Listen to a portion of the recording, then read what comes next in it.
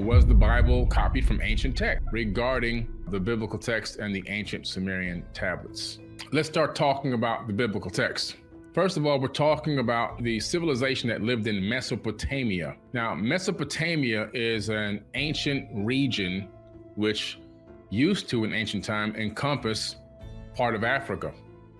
Now, due to the modern era and the redrawing of boundaries, you see where Africa starts, but Africa extended up into the Middle East in that time frame. And these people were part of the African continent. Over time, as Mesopotamia became Iraq and Iran and the Middle East, and there's a whole story behind that because we know that the Arabs invaded that region. They attacked, they killed a lot of people in order to subdue the land and subdue the area, including Egyptians. And this is not anything that I'm doing to agitate anybody, it's just a fact. They teach you this when you go to Egypt. I mean, the story is right there in Coptic Cairo. The Arabs came in and they slaughtered millions upon millions of Egyptians, and the rest who survived, they forced them to speak Arabic, which is why today, most Egyptians have no clue how to speak Egyptian, and they also have no clue what their hieroglyphs actually say. Think about this for a minute.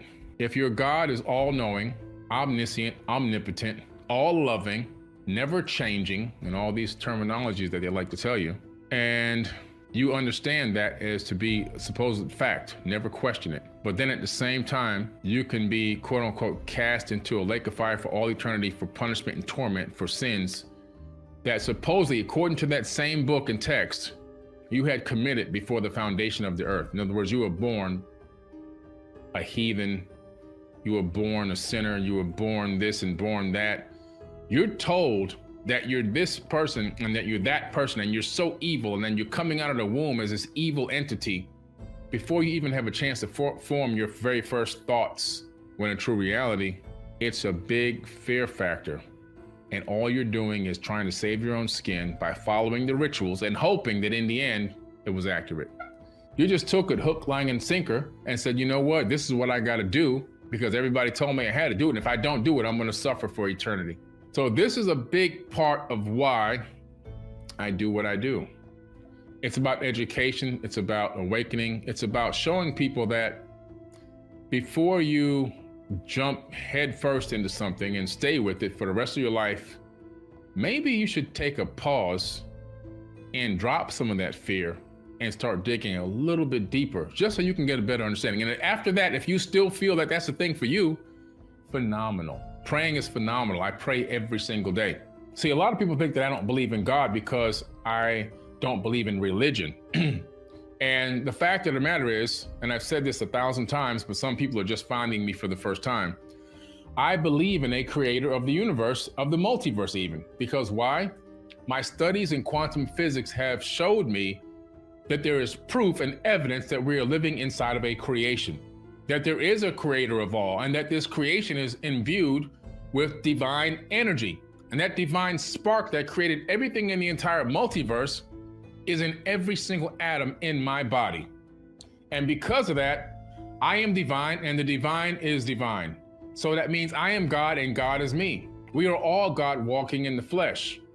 As a matter of fact, God is experiencing what it's like to be a human being in the third dimension, walking in the flesh through each and every one of us. There's only one entity. There's only one consciousness. We are all slightly different expressions of the same one consciousness. Separation is an illusion. Distance is an illusion. It's an illusion of the third dimension. Above the third dimension, distance doesn't exist. Time doesn't exist. The past, present, and future happen all at the same time. And there's oneness there, higher than the third dimension. It's something that we should all aspire to. And so I do pray, and how I pray is like this. When I'm happy about something, number one is I thank. I always give thanks. I don't give thanks and, oh, thank you, Lord, and all that kind of stuff, because the Lord is that's a whole nother podcast. But what I do is I give thanks. I say thank you with pure heart and gratitude and soul from myself to the creator of the universe. And when I am doing things like eating food or a meal, I command that the food be safe and healthy for my body. Now, I'm not going to command over a Hershey's bar. I'm not going to command over biscuits and gravy and collard greens because I know that's going to give me diabetes. I'm not going to pray over a plate of slop.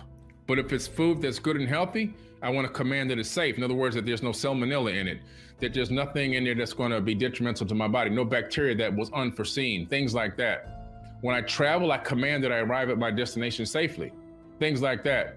That's my method of praying, knowing the end and believing in the end before the end.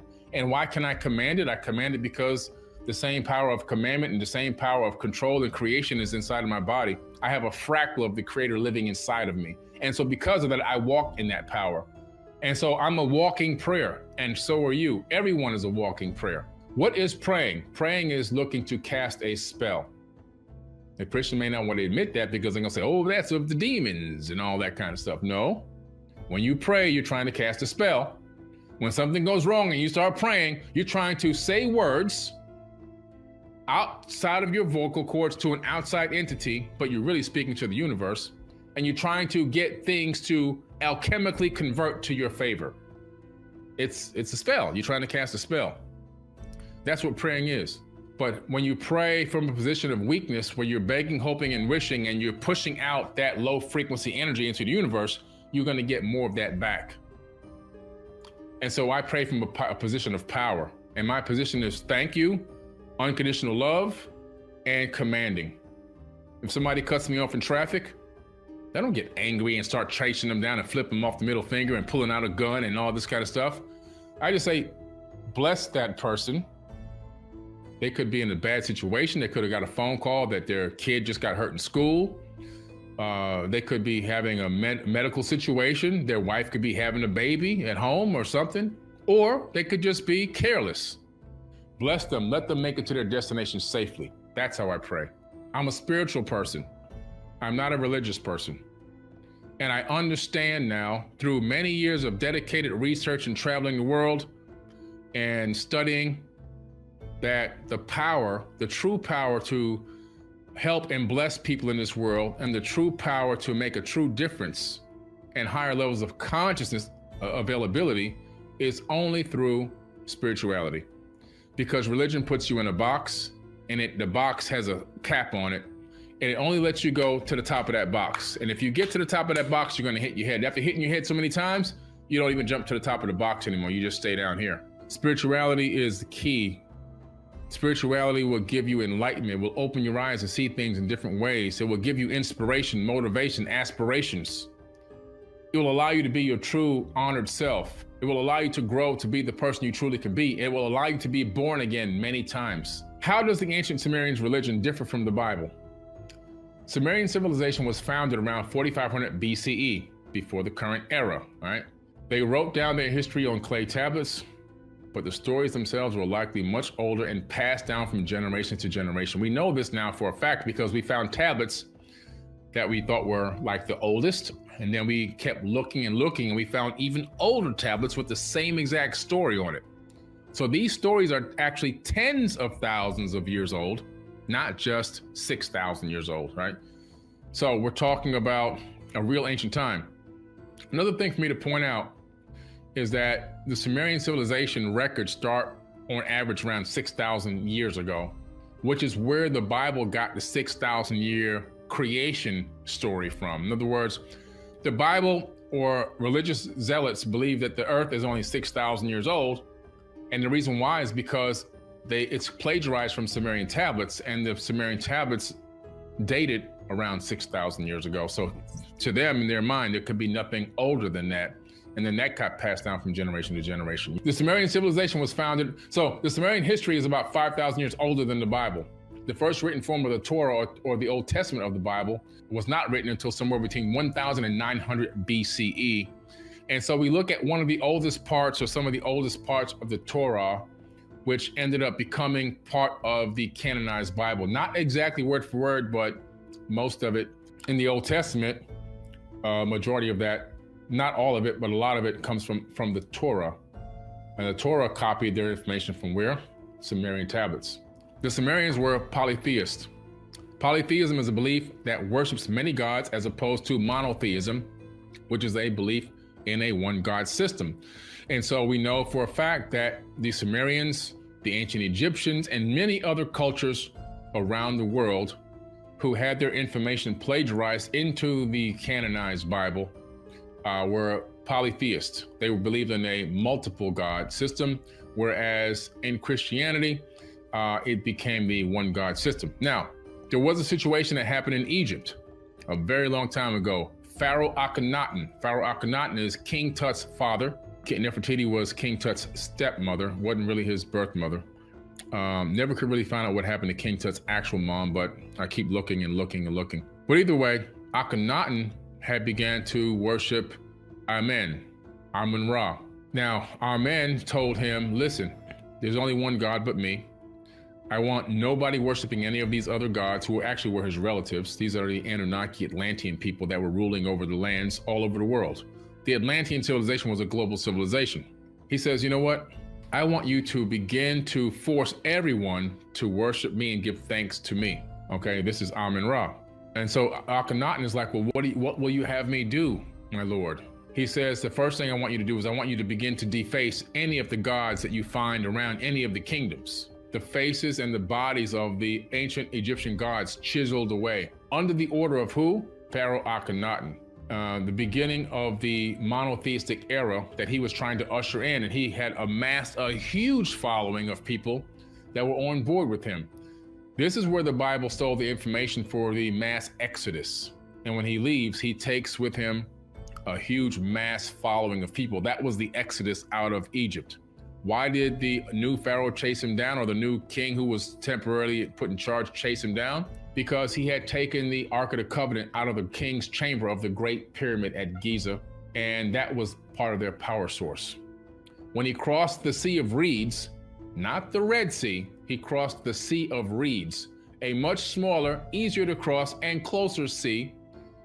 That's where the water came crushing back. Now, when you read into the geological studies and look at that region like I've done on the planet, you'll discover that we can do a geological rewind of that area. And when you do a geological rewind based on computer simulation, we discovered that there, around that same time frame, there was actually a massive tsunami in that region. What does a tsunami do? It sucks all the water out into dry land. And then what happens when a little while later, the water comes crashing back? Yeah, and so that is the story. So Moses, in my personal opinion, most likely was Pharaoh Akhenaten, who took the people with him. There were no slaves building the pyramids in Egypt. We know this for a fact because their temples in the Giza Plateau region, we found all the actual tablets in there that talk about the workers. It talks about how much they were paid, and it talks about their medical benefits.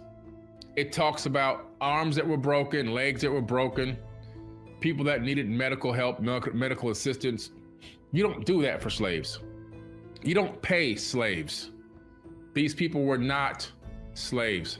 The Enuma Elish, when in the height, heaven was not named, and in the earth beneath did not bear a name. The primeval Apsu, who begat them, and the chaos, Tiamat, the mother of them both, their waters were mingled together, and no field were formed, no marsh was to be seen.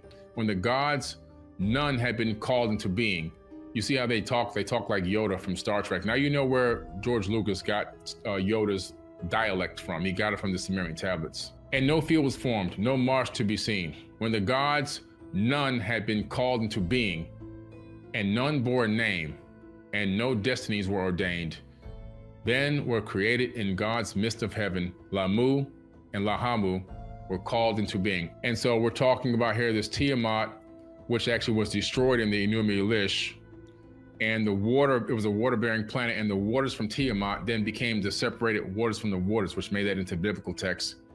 And a new earth coalesced, or earth actually coalesced. Earth was actually a chunk of Tiamat.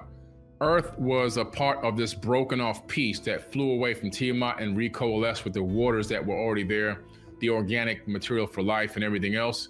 It recoalesced as a planet, taking the third position of the sun, as Tiamat became the asteroid belt going around the sun. The asteroid belt is Tiamat, the ancient, broken, destroyed planet, through two planets colliding together.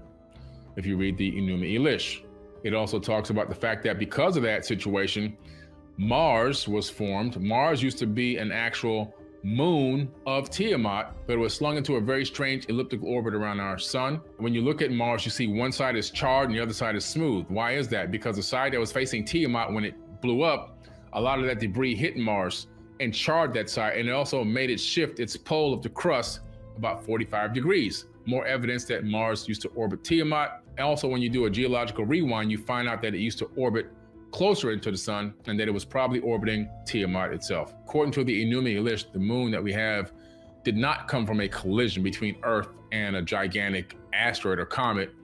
It came from orbit around Tiamat. As Tiamat was destroyed and became the asteroid belt, the moon, which we call our moon now, was tugged gravitationally along with this huge chunk that we call as the planet Earth.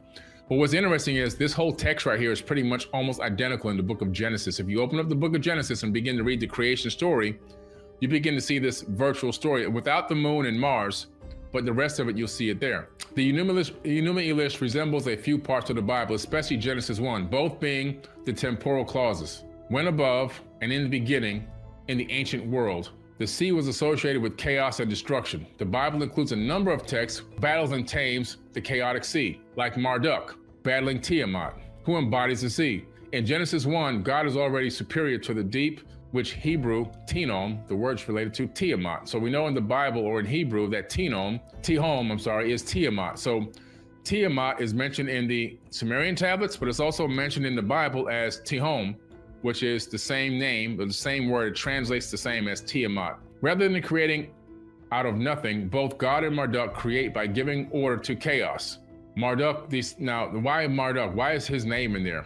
Well, the original name is not Marduk in the original version of the Enuma Elish. If you look at the older tablet, which was discovered later, you find out that Marduk was not the name on the older tablet, it was Nibiru. And when Marduk was ruling over the earth, Amun-Ra, he decided to change the name of Nibiru to Marduk in a newer tablet, still thousands of years old, but not as old as the super ancient tablet that was discovered, right? Which for Marduk means creating out of Tiamat's corpse. In other words, Tiamat had been destroyed, and so now he's going to use that destroyed, all that debris to create planets and stuff in the solar system. Both God and Marduk separate primordial waters and place a barrier between the upper and lower waters. If you read the Bible, you'll see that's exact text. Both create luminaries to give light.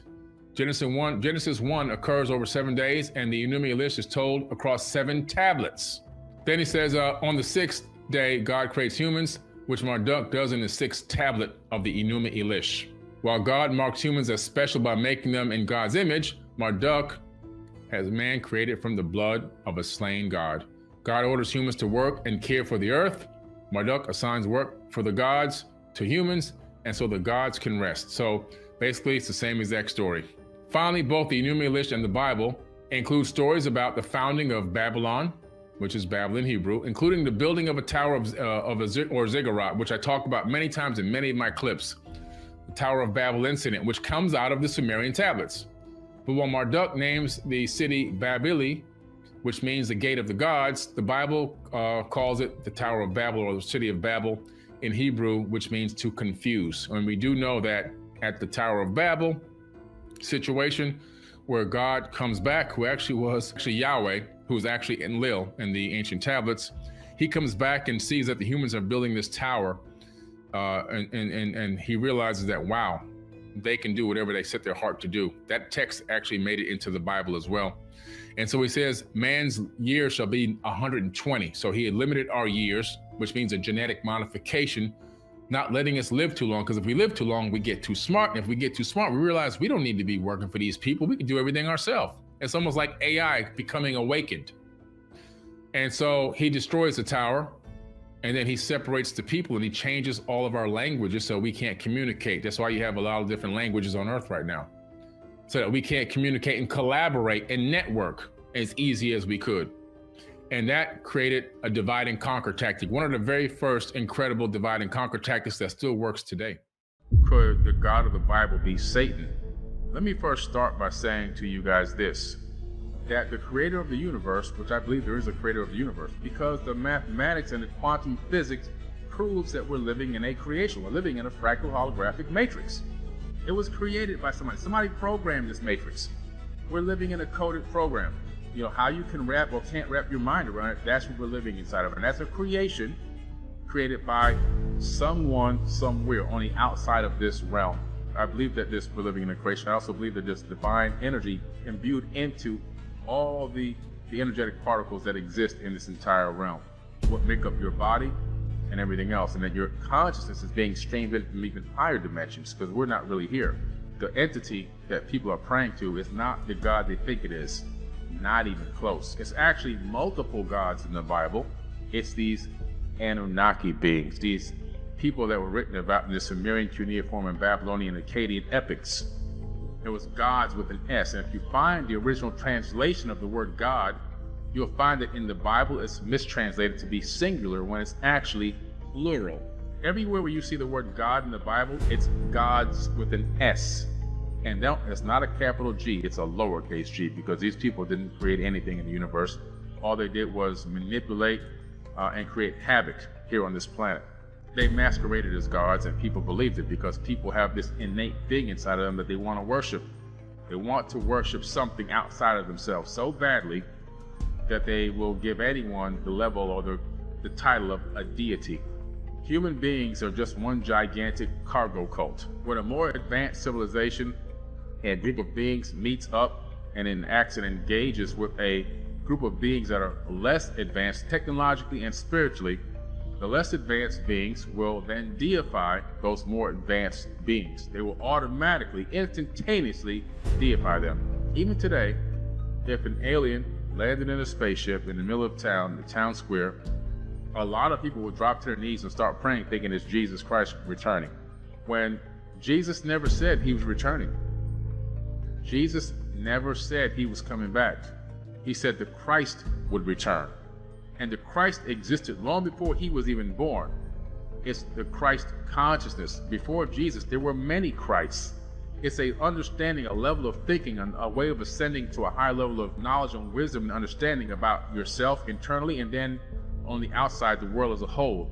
And understanding that there are levels to ascension, and being born again has to do strictly with raising your consciousness to a higher level than it was before. And you will continuously be born again over and over again as you ascend to higher dimensions of knowledge and wisdom and understanding. That's what being born again is all about. If you look at the ancient mysteries, being born again is all about how far you can ascend consciously.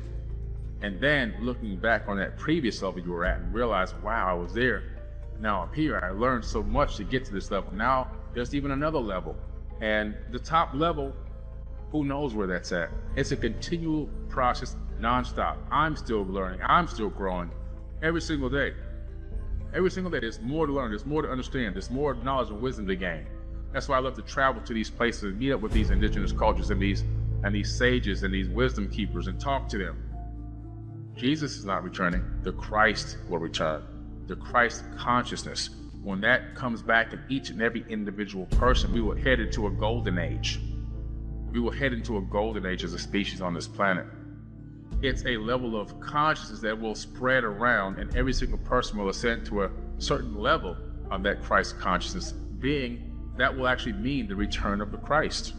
And it has nothing to do with a person coming back. It has nothing to do with somebody coming back to snatch up the souls that beg for forgiveness and all this other kind of crazy nonsense that was fabricated. None of that stuff. Let's talk about one of the very first craziest scenarios, most sadistic scenarios I've ever read in the Bible. But let's look at this one of the very first things I ever read that really had me scratching my head as a kid.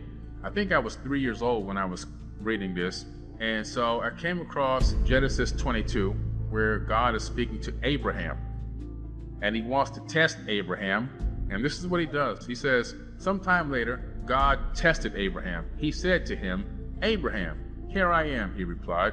So Abraham's speaking to God now. They got an open conversation, right? They're having a communication back and forth, two-way conversation. This entity he's talking to is a person that he thinks is a God. I don't think he's talking to some mystical, invisible figure. Then God said, take your son, your only son, Isaac, whom you love, and go to the region of Moriah. Sacrifice him there as a burnt offering on one of the mountains I will tell you about. Can you imagine that? So this person who you worship in and thinking it's the almighty creator and the almighty creator of the heavens and earth and the universe and is all knowing and all love and everything else. And now this person who he calls a he, by the way, because I don't believe God has no gender, but there's a he all of a sudden. He's telling this guy, I want you to take your firstborn son and I want you to kill him in my name's sake. That's what he's telling him. So early the next morning, Abraham got up and sadly saddled his donkey. He took with him 2 of his servants and his son Isaac. When he had cut enough wood for the burnt offering, this man is following through on this craziness. Tell me this ain't sadistic on both sides. He set out for the place God had told him about. On the 3rd day, Abraham looked up and saw the place in the distance. He said to his servants, stay here with the donkey while I and the boy go over there. We will worship and then we will come back to you. So he's lying now. Now he's telling a lie. He's trying to tell his servants, man, we're just going to go over here and pray for a minute and come right back. He ain't doing that. He's getting ready to go murder his own son in the namesake of this fake God.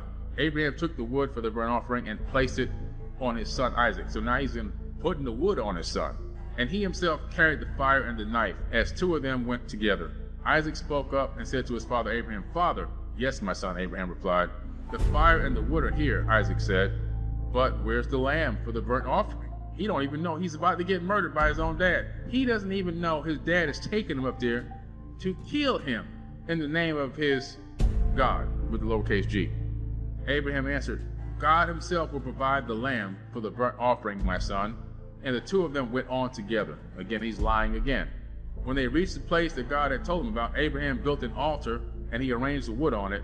He bound his son Isaac and laid him on the altar on top of the wood. Then he reached out his hand and took the knife to slay his son. But the angel of the Lord called out to him from heaven, Abraham, Abraham, here I am, he replied. Do not lay a hand on the boy, he said. Do not do anything. Now I know you fear God.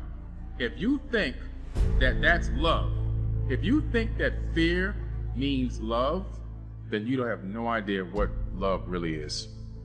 If you think that the all-knowing and all-loving God, he good all the time, the one that told this dude to go up on the mountaintop with his own kid, his only son, his firstborn, and he loved so much, this guy bounds his son and pulls out the knife and gets ready to slash his own kid's throat in the name of God. Why? You think he did this because he wants to show God how faithful he is? He did it because he doesn't want the wrath of God. You see? That's why God said, now I know you fear me. That is very sadistic and very evil. Very evil. That's an evil thing to do. You see what this God of the Bible does? He preys on fear. He preys on fear. And I do mean a he. Now I'm going to call it a he because the God of the Bible are men. They're actual flesh and blood people. It's not in the creator of any universe at all. And so he's preying on the fear. He's using fear tactics to win people over.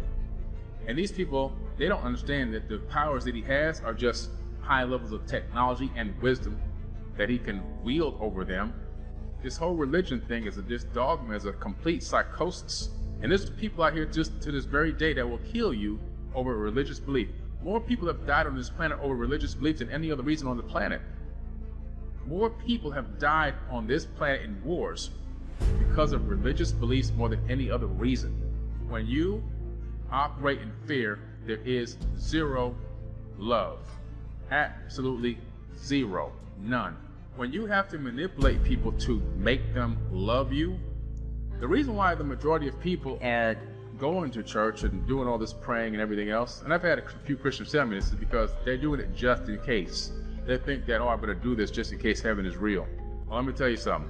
The reason why you're praying and doing all these rituals and everything else and drinking the blood and eating the flesh and all this other craziness is because you yourself want self-preservation. You do not want to burn in this fake lake of fire that doesn't even exist because that was added to the Bible. But you think you're going to suffer for all eternity. So instead of having the suffering, that's where the fear kicks in. Man, I better do this, because if I don't, I'm gonna face the wrath of God for all eternity. So then what people do is they pretend. Oh, I'm calling on the Lord, I love the Lord. It's all about self-preservation. That's the problem. It's all about self-preservation. Let's have a look here. How many people are killed in the Bible? That's the topic of this talk, right? Well, let's have a look. He wiped out all but 7 humans during the flood, killed countless tribes and cities. This is God doing this. He even killed his own son. He loves killing. He killed around 3 million people according to the Bible. So who's doing all the killing in this Bible? Have you read the Bible? Do you know who's ordering all this bloodshed and murder and killing? And if this ordering of bloodshed and murder and killing was to create a better world, look at the state of the world today. I don't think it worked, guys. If that was the ultimate goal, was to kill all these people to make a better future, God killed around 3 million people according to the Bible. And how many people did Satan kill? There's a discretion between the interpretation of the actions between 3 and 10 people. That's what Satan supposedly killed. Between three for sure. There's 3 for sure, but 10. Now, the 10 are interesting because the 7 sons and 3 daughters of Job. But the thing about that killing, if you want to call it that, he does it because God allowed it as part of a bet. There was a wager between God and Satan about this, and Satan won the wager, and so he let him kill Job's sons and daughters. So technically the blood is on God's hands. So when you analyze that and you go, man, it just doesn't make any sense. Who's doing all this killing?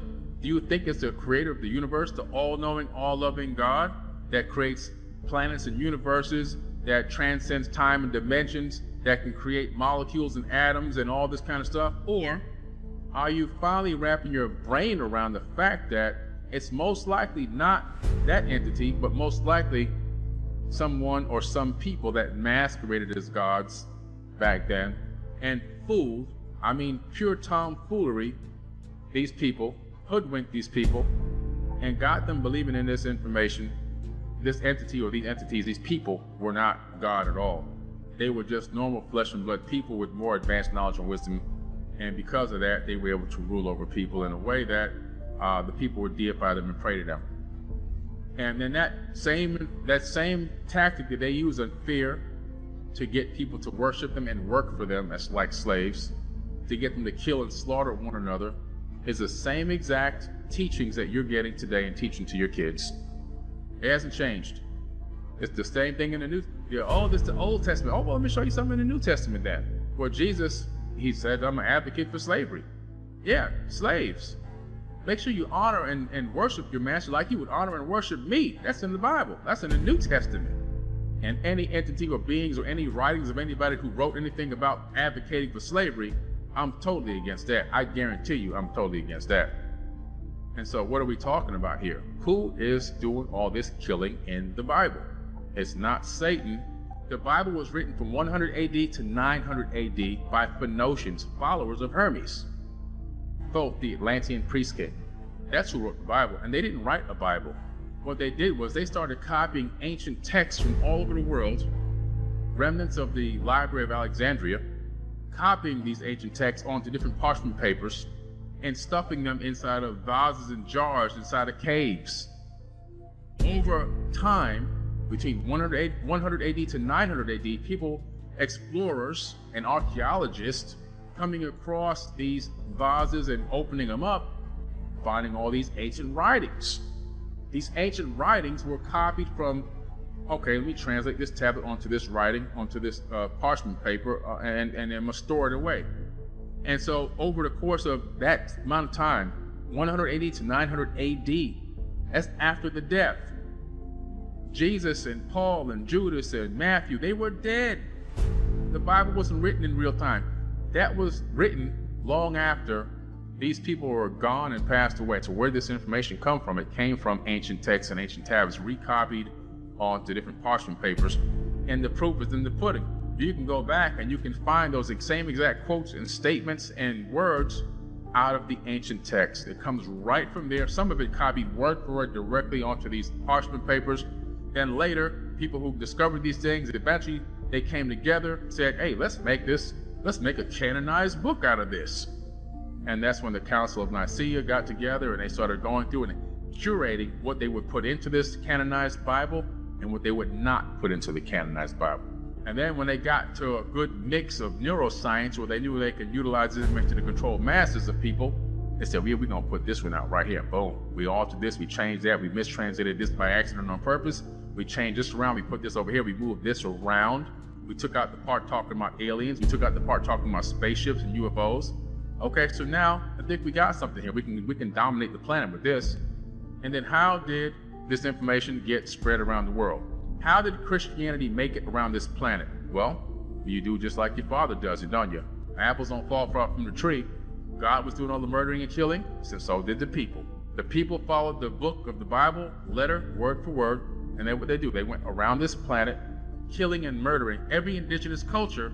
Christianity is literally spread by killing and murder and rape. They slaughtered and killed over 80 million people under the Pope's orders. The museums for the Inquisitions still exist. You can go into Rome and you can go to museums where you see the tools that they would use on people. They would take and go to an indigenous culture, or every continent has been attacked by these people. They go out and every continent you could think of, they show up with the, oh, we're here to bring you the good news. And then the next thing you know, you're getting raped, pillaged. They take the chief of the town, bring the chief to the center of the town, call everybody down. Then they burn the chief or kill the chief or torture him in front of everyone and say, now, you learn our language and you learn our religion or this is going to happen to you. And that's how Christianity got spread around the planet. It didn't get spread by love and all the good vibes and all this kind of stuff. And we bring in the gospel and the good news to the planet. No, it got spread by rape, torture, murder, killing. And then after that happened to that first generation, but the second generation and the third generation comes, now they're born right into it. They automatically are into it. That's the new dogma. That's their new belief system. And then they're going to teach it on and on and on and on and on. These people were geniuses, how they put this thing together. Absolute geniuses. That's neuroscience at the highest level. They applied that neuroscience through this text, manipulated it, and used it to manipulate the entire planet, which generates today trillions of dollars globally. And people that are running around here, dropping on their knees and begging for all this stuff, drop down on your knees and weep and beg the Lord to give you this and beg the Lord to give you that. That's not how it works. You haven't read the text, you haven't read the ancient tablets, and you haven't read the parts of the Bible that they didn't corrupt, that they forgot to take out. Like the fact that you are God's. And that Jesus said, you will do greater things than me. The last people on the planet. We're still last against all the other races in terms of where we've grown consciously and spiritually, financially, economically on this planet. We're still in last place. It is a fact. It's a fact. As a complete group, globally, black people are still being sold as slaves in Libya today. $400 a head. When I go to Egypt, I have an armed guard. My head is on a swivel looking for any abductors because Libya is right around the corner. Today, and this is 2022. Ephesians 6:5. Slaves, obey your earthly masters with deep respect and fear. That's the same fear that God was demanding with Abraham, wasn't it? Why do you think they had church? But the master would sit there at the church to make sure that that slave who was reading the book was reading some of these verses, letting them know, hey man, you got to obey you. This is in the Bible. We got to obey these people. We got to worship these people. Serve them sincerely as you would serve Christ. Ephesians 6:5. Christians who are slaves should give their masters full respect so that the name of God and his teaching will not be shamed. If your master is a Christian, that is no excuse for being disrespectful. You should work all the harder. If you see how they programming you to work hard and be a slave, you should work all the harder because you are helping another believer by your effort. Timothy, and encourage everyone to obey them. 1 Timothy 6:1-2. In the following parable, Jesus clearly approves of beating slaves, even if they don't know they were doing anything wrong. The servant will be severely punished, for though he knew his duty, he refused to do it. But people who are not aware that they are doing wrong will be punished only lightly. Much is required from those whom much is given. They use this all the time. That's a famous quote, but nobody knows that quote comes from the advocation of slavery in the Bible. Nobody knows that. Much is required from those to whom much is given, and much more is required from those whom much more is given. Luke 12:47 through 48. You didn't know that? That's a famous quote that everyone uses, right? They use it all the time. There's just so much of this going on. So much murder and killing and pillaging in this book, where these gods with an S, lowercase g, were people, were fighting each other, and they were using humans to do these battles. Kill people who don't listen to priests. Anyone arrogant enough to reject the verdict of another judge or of the priest who represents the Lord your God must be put to death. Such evil must be purged from Israel. Deuteronomy 17:12. Now, a lot of this came out after the 10 Commandments, by the way. So the 10 Commandments came out in the beginning, thou shalt not kill. And the next thing you know, kill non-believers. They entered into a covenant to seek the Lord, the God of their fathers, with their heart and their soul. And everyone who will not seek the Lord, the God of Israel, was put to death, whether small or great, whether man or woman. 2 Chronicles 15:12 through 13. When Moses went to the top of the mountain and got the 10 Commandments, he came back down. He didn't like what was going on in his camp, so he started killing everybody. After he got the commandment to not kill, he came back down and started killing everybody. But this is all authorized by the God. Suppose a man or woman among you in one of your towns that the Lord your God is giving you has done evil in the sight of the Lord your God and has violated the covenant by serving other gods or by worshiping the sun. This is what Akhenaten was when he was worshiping the sun god Aten, who is also known as Amun-Ra. So this guy here who's telling this God here is speaking to his people, telling them, look, if you worship my cousin Amun-Ra, you're in trouble. And so he says, or any of the forces of heaven which I have strictly forbidden, when you hear about it, investigate the matter thoroughly. If it is true that this detestable thing has been done in Israel, then that man or woman must be taken to the gates of the town and stoned to death. Deuteronomy 17:2 through 5. Marduk is one of the most evil people to ever exist, and that's Amun-Ra. That was the sun god. And so what was happening there was these Anunnaki people, they were arguing and battling each other using human beings as the warriors. And sometimes you would see that the angels, which are really the aliens, would get involved in these battles as well and go to war with the humans. They had to put on helmets and breastplates, and they would have to get swords, and they have to go fight. These same angels that the Bible talks about were having sex with women and homosexual sex. They were getting drunk. They were doing partying, all this crazy stuff, right? So that was in the Bible too. So these were not angels, these were aliens, these Anunnaki people working and fighting with human beings for whatever reason. They always wanted to have control over more land, more resources. And these people, these aliens, kept fighting each other using human beings as chattel. If you look into the Indian Vedas, you find that there were these huge flying cities. These huge flying cities, in my opinion, are UFOs. They were flying cities with literally thousands of people in each one of these vessels. And these vessels would go to war above land against each other in plain broad daylight. Well documented. These people were warring people and always fighting over more resources, more land, because why? Earth was a breakaway civilization for them. And it was always a consistent battle over control from the very first time they got here. The very first time, the first one who landed here was Alalu. Alalu killed the king on Nibiru and then fled to Earth. And then from Earth, he negotiated back with them a deal that he would have kingship and he would keep his life on Earth as long as he gave them the location of some of the resources and was able to transport resources back to Nibiru, which were greatly needed there. So this story is much bigger than you even think. You don't even come close, most people, to understanding where all this information comes from and what the true information is really all about and what the underlying story is really all about. Who is doing all this killing? I believe it. Everybody thinks it's this creator, this grand creator, this grand artist. I believe that. But guess what? In that book, that ain't it. That's a murderer, a sadistic, psychopathic, narcissistic murderer. That's what that is. And unfortunately, that has really crept into the DNA and the epigenetics of people on this planet and has us beating that same garbage into every single one of our generations over and over again. And I'm here to try to stop it. You can believe in a creator of a universe. There's nothing wrong with that.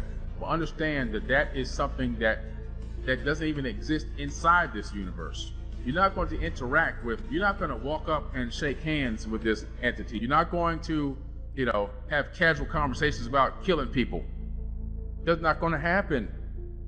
There's no book on this planet that actually, and from ancient texts, that says this is the actual real God. They're all talking about multiple gods with an S, and these gods, they all turn out to be regular old people that put their pants on one leg at a time, just like you and me. People are thinking that human beings are the only people that exist in the universe. Human beings are the new kids on the block, but we are just an offspring or a cousin of the same type of body type that exists throughout the entire universe. Earth is an abandoned seed colony. That's what we are. We're living on an abandoned seed colony, and we are really trying, scratching in the dark, trying to find our way. And a lot of the DNA and genetics that we have from our past generations, also we have the genetics and DNA from the past generations from these same people, these same beings, every single one of us. So who are the aliens?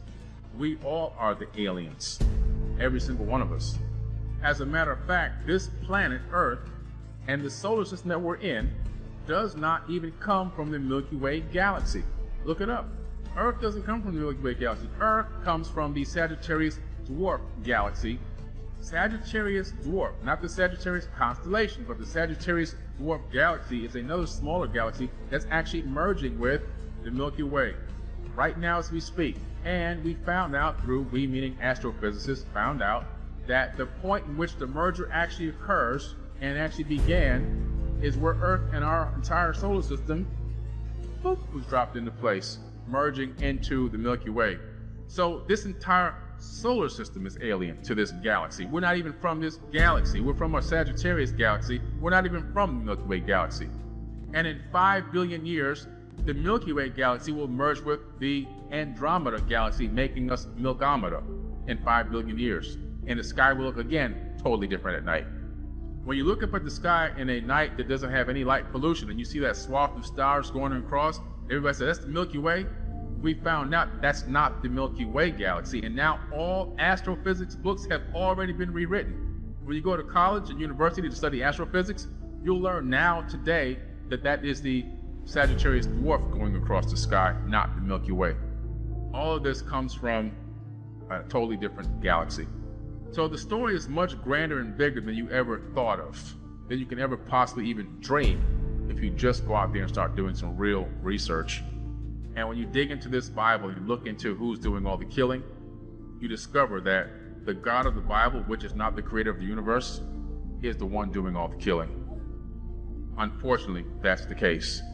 And so the true demon, the true darkness, the true dark night, the true evil and malice is coming from the one that you're dropping on your knees and crying to every night. What that does is it allows you to take all your personal responsibility and push it out on something else that doesn't even exist. The way the Bible is written, if you believe that Satan, the devil, and he's got so much power that he is almost as smart as God, right? Used to be on the right hand of God. He has almost the same exact level of power. And he's got all this high IQ in the thousands, probably in the tens of thousands, way smarter than a human being. And you think that this entity is going to follow this book written by men down to the letter until its own demise? Isn't it more obvious that this book has been written to lead human beings down to the letter to their own demise? And that's exactly what's happening.